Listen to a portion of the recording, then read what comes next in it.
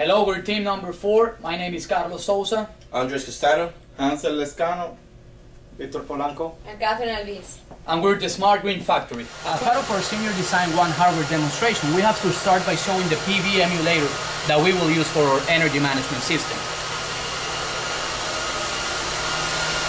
This will basically simulate the renewable source for our Smart Green Factory, and we can see that this is very convenient for our installation, since this will allow us to control both voltage and the DC current source. We see that since we have a load connected, we have a measurement for the voltage and a measurement for the current.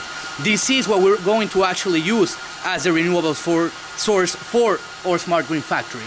After this, we have to see how this component can integrate into the rest of the system, and we can see this in the whole simulation, in which we use MATLAB Simulink to basically see the current source inverter configuration together with the inductor that connects it to the grid, which would be FPL in this case, and then we can see how it connects to the load in the middle.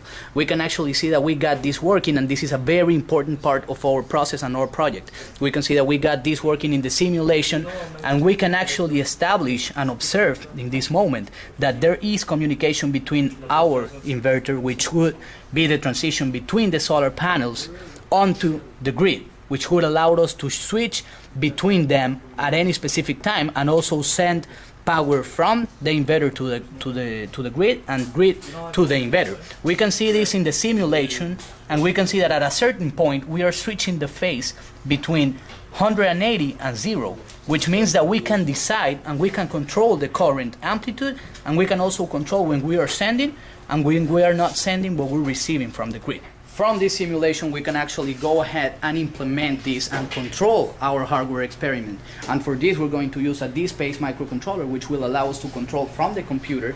And not only that, but we are going to use a set of voltage and power transducers that will allow us and will keep the measurements and send them into the device. This will definitely be a strong step for our Senior Design 2, and we are confident that we'll bring you new updates in the next video. Thank you very much for listening.